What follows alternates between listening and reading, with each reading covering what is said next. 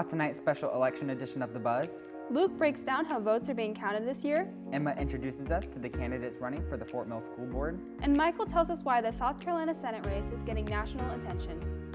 Happy election night, Fort Mill. I'm Evan. And I'm Bella. The polls are now closed in South Carolina, and the ballot counting process is just starting up. But it could take a little longer this year before we find out who won our local and national elections. Luke tells us why.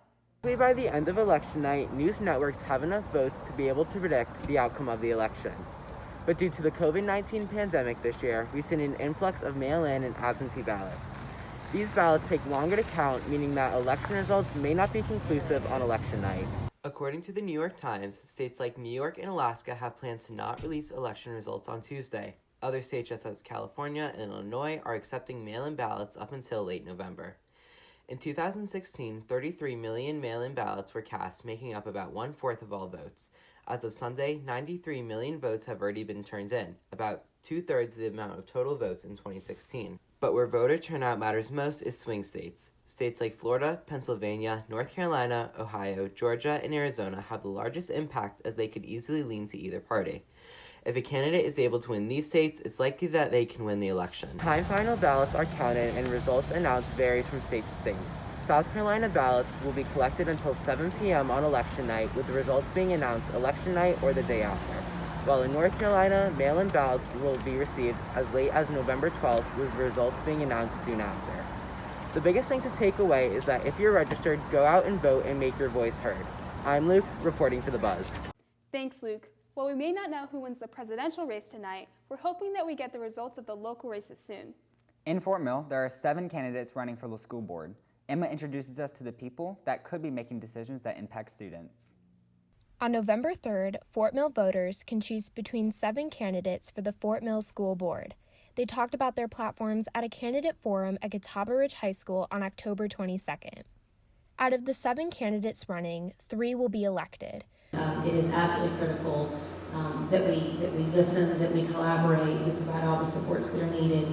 The board has continued to push for making sure that not only do we recognize that we are the best school district in the state of South Carolina, but that we're compensating our people like they're the best employees in the state of South Carolina. If we are saying that we are serious about education and serious about it, collaboratively we all need to figure out what our teachers need. Cultural diversity training is extremely important, especially for teachers. I don't know that there's anything that we could do in individual homes.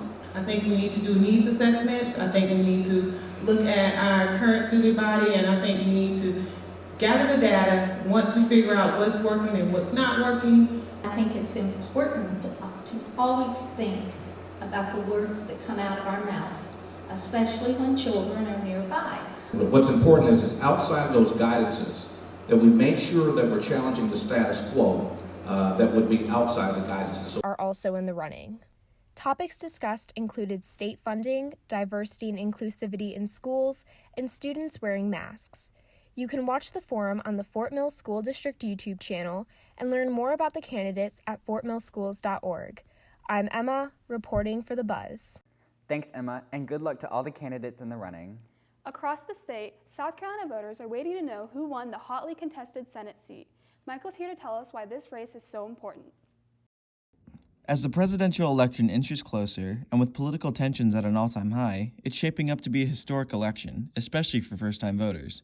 With most of the attention going towards the matchup between President Donald Trump and former Vice President Joe Biden, it's important to be informed about every race in this election.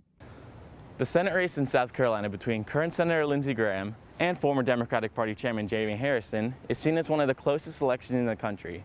With a Republican majority in the Senate, big names in politics like Speaker of the House Nancy Pelosi and former President Barack Obama have came in support of Harrison, while President Trump and former South Carolina Governor Nikki Haley have came in support of Graham. I wanted to see if first-time voters are aware of the importance of this monumental state election. Do I care about the Senate race, and do I plan on voting in the Senate race? Yeah, I care about the Senate race. It's important because, the people that are in the Senate are supposed to be the ones that actually do stuff for the country. They're the ones that write up the laws and all that stuff. And it is important that people that are in the Senate get stuff done. So, honestly, I've been keeping up a lot with the two candidates for the Senate race, but I don't know much about when that election date is, and I think I've been a lot more focused on the presidential debate just because it's been a more complicated process for me. Well, I think any time that you can vote, it's important, and every election counts. As you learn in all your classes, especially government, the legislative branch is where the laws are made, and the Senate is just one of those chambers. So every race is important, and every position in government is important. Well, I think every race is important. I think a lot of focus is on the South Carolina Senate race, especially now because the Senate is so close. It's 53 Republicans, 47 Democrats. A change of 4 seats changes the majority party in there, and the Democrats think that Lindsey Graham is vulnerable, and Jamie Harrison is a formidable opponent, and they're spending a lot of money to try to defeat him. So I think this race is gaining national attention. With $57 million raised for advertising, it's clear that the Democrats are fighting for a chance against Lindsey Graham, who's been in D.C. for 25 years. So, as November 3rd approaches, South Carolina voters brace for an interesting election. Reporting for The Buzz, I'm Michael. Thanks, Michael. Of course, the whole nation is watching as votes come in for the presidential race. President Donald Trump and former Vice President Joe Biden got a few chances to debate each other in this election cycle. And so did Vice President Mike Pence and Democratic nominee Kamala Harris. Luke has the highlights. Tuesday, September 29th was the first of 4 major debates leading up to the 2020 presidential election. The debate took place in Cleveland, Ohio against current President Donald Trump and former Vice President Joe Biden, with Fox News anchor Chris Wallace moderating.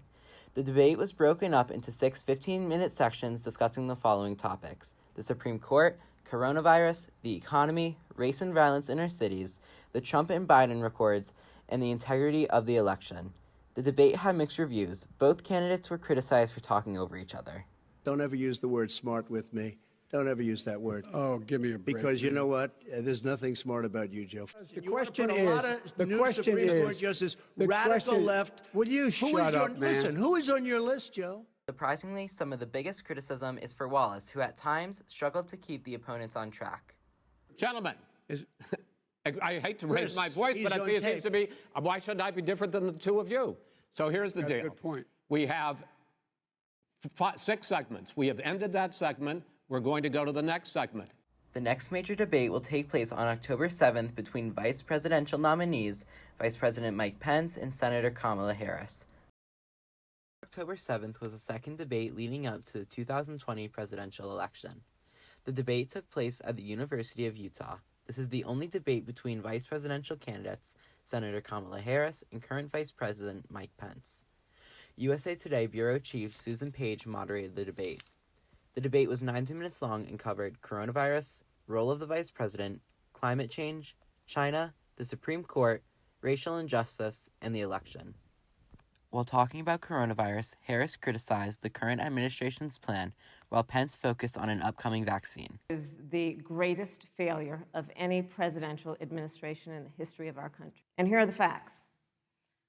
210,000 dead people in our country in just the last several months.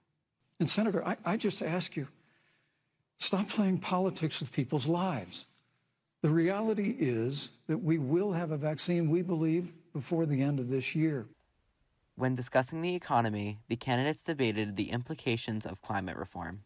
Joe Biden and Kamala Harris want to raise taxes. They want to bury our economy under a $2 trillion Green New Deal, which you were one of the original co-sponsors of in the United States Senate.